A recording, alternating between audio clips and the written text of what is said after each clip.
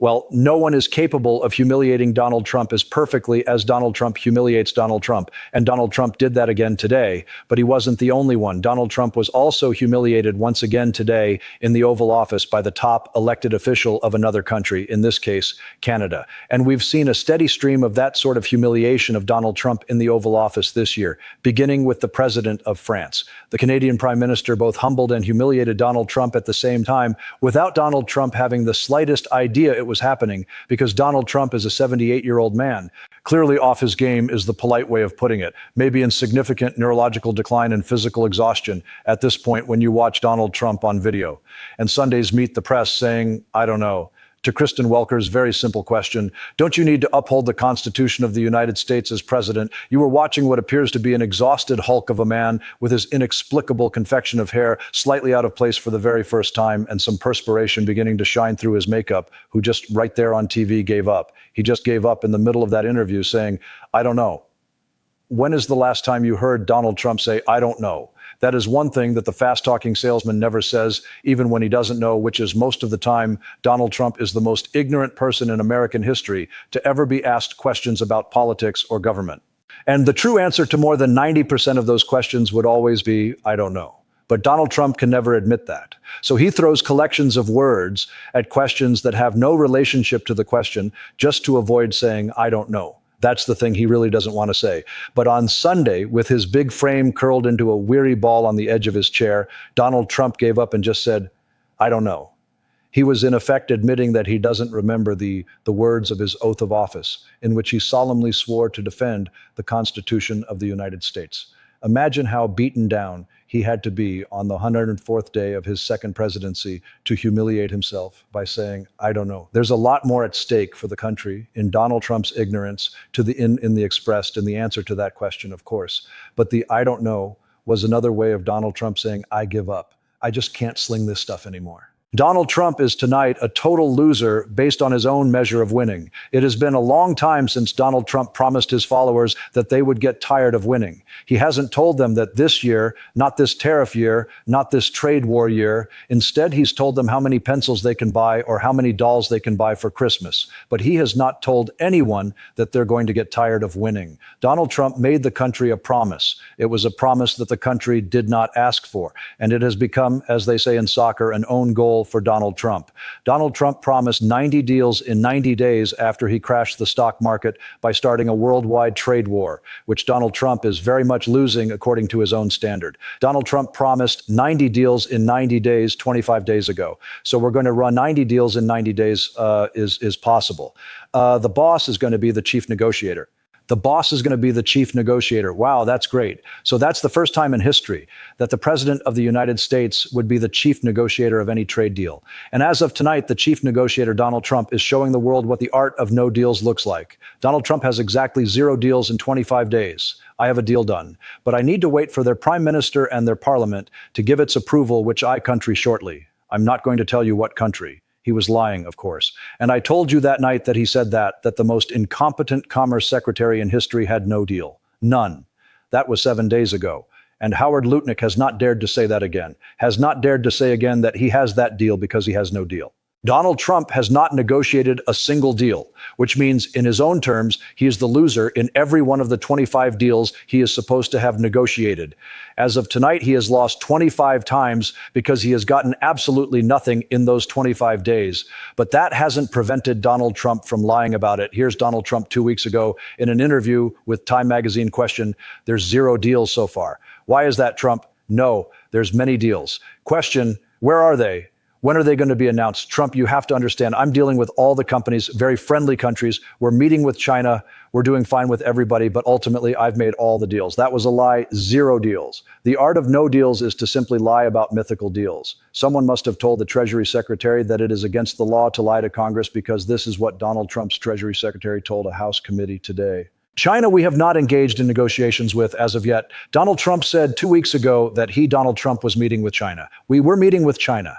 Those were his exact words. The Treasury Secretary today said, No, that's not true at all. Not one word has been spoken to China. None of us are meeting with China. President wasn't telling the truth. That's what the Treasury Secretary told Congress. So there's Donald Trump's Treasury Secretary humiliating Donald Trump today and knowing he can get away with it because he has seen Donald Trump up close this year. And he probably knows that the Donald Trump who is now mired in the 25th day of the art of no deals is not spending his day watching the Treasury Secretary testify about Donald Trump to a House committee.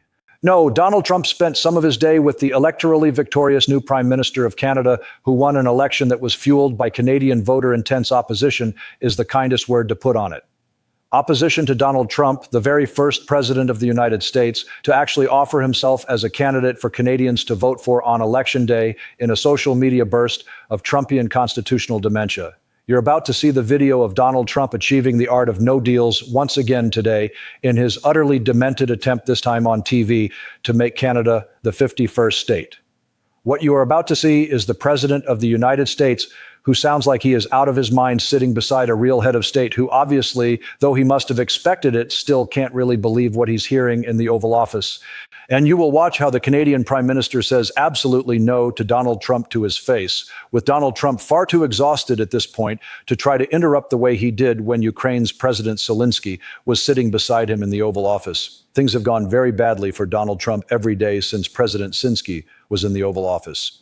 And Donald Trump had no fight in him today when the very polite Canadian beside him talked rings around Donald Trump like a ringmaster in a circus, with a trained animal threw in some magic words that sounded flattering enough to Donald Trump, so that Donald Trump actually, and you'll see this, ends up nodding and agreeing with the man who is humiliating him and defeating him right there in the room on TV.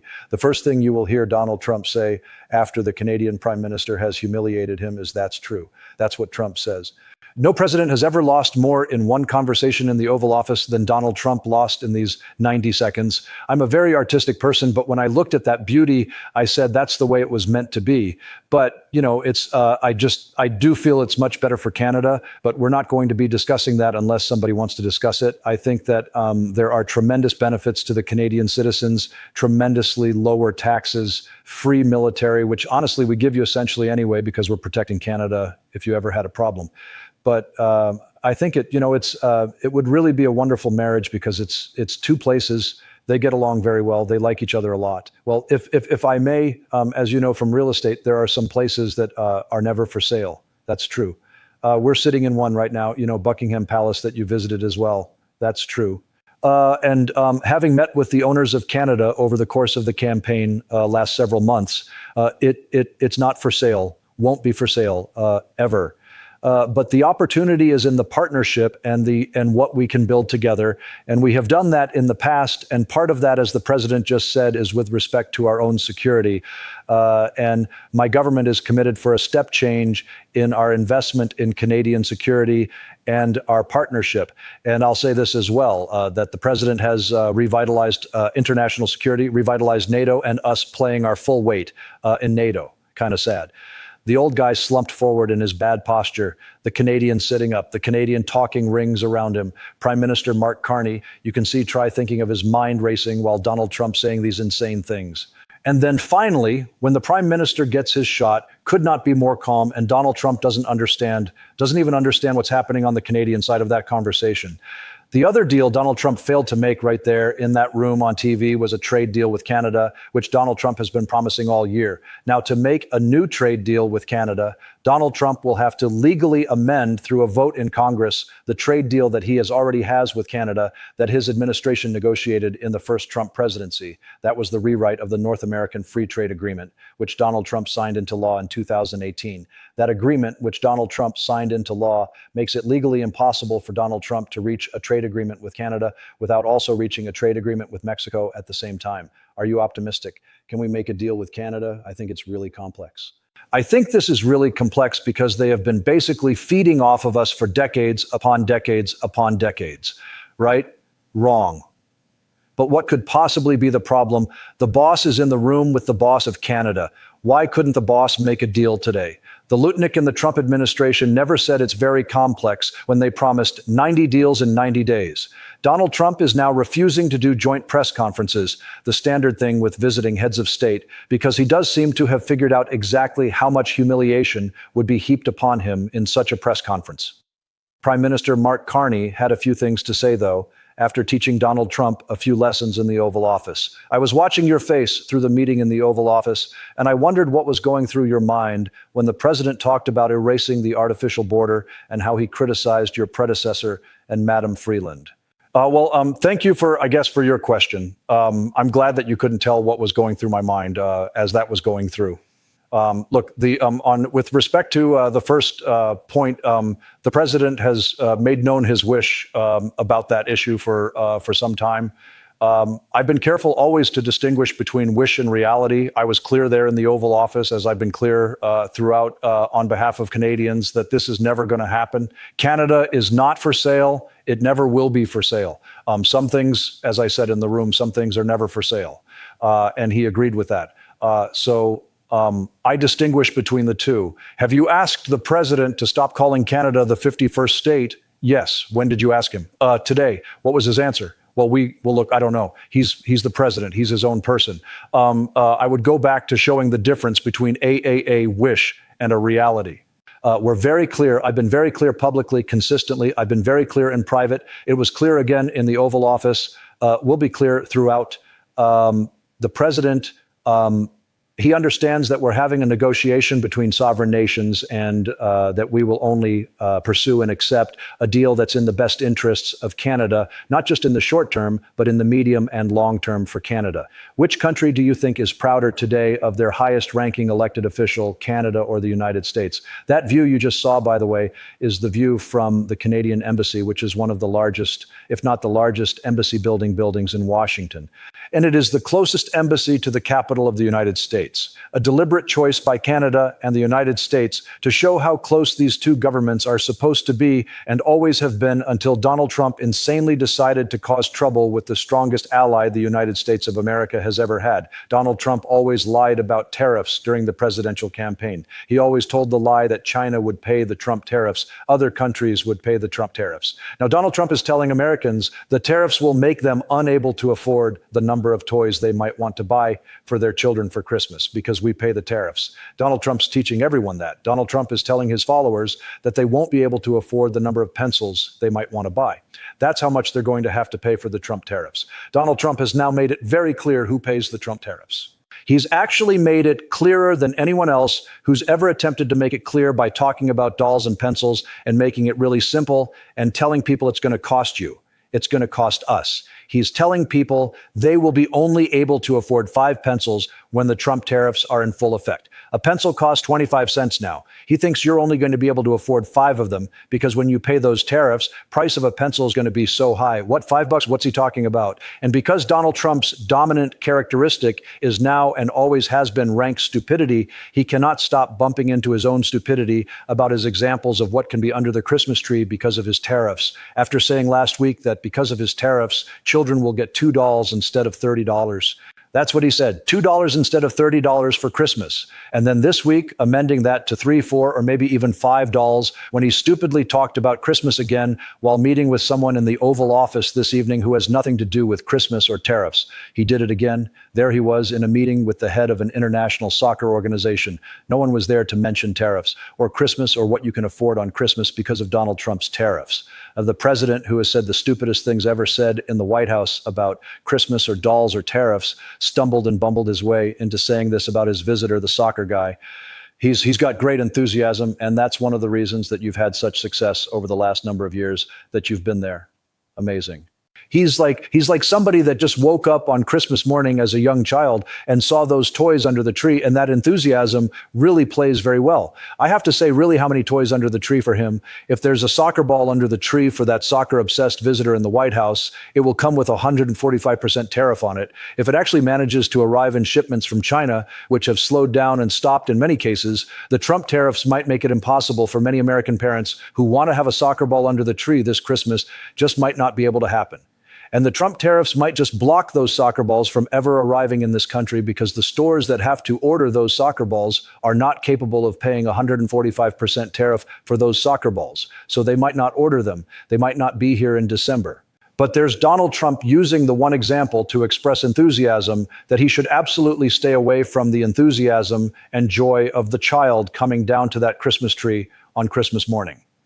A Christmas morning where Donald Trump has already told American parents that they will not be able to afford what their children want. How weak must his mind be to have allowed himself at the end of another tiring day living under his full responsibility for starting a worldwide trade war that he is losing? How weak must he have been mentally and physically to have said he's like somebody that just woke up on Christmas morning as a young child and saw those toys under the tree? He said that Donald Trump, in that idiotic statement, invited yet another focus on his choice to be the Scrooge president, which is what Republican political analyst Karl Rove is now calling him, the Scrooge president.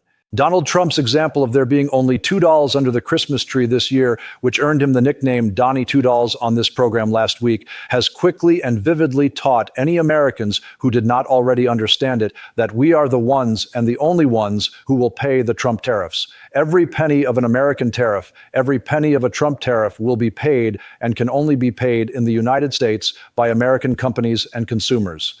Tariff revenue enters the Treasury of the United States only from within the United States. Every Treasury Secretary from the first Alexander Hamilton onward has known that. Every member of Congress has always known that. Every member of the Senate, every president always knew that. But today, with Donald Trump's Treasury Secretary testifying to Congress, knowing that lying is against the law, he tried desperately to evade a very simple question posed by our first guest tonight. Who pays tariffs? Who pays tariffs? Sorry, well, who pays tariffs? Mr. Secretary, please, excuse me. The question is very simply, who pays tariffs? Mr. Chairman, I'd like him to answer that question. Well, he wants to answer other questions. Well, if the exporters, they dislike tariffs so much, why wouldn't they? If I think what you're trying to get me to say, did you remember the question? I'm not sure you did. During the exchange, a lawmaker repeatedly asked a simple question, who actually pays tariffs? The official responded by saying the issue is complicated. The lawmaker interrupted, reclaiming time, and argued that from personal experience as a small business owner, the answer feels very clear. He explained that one of his suppliers recently added a tariff surcharge to his invoice. At the same time, the price of American-made walnut plaques, products not directly affected by tariffs, also increased.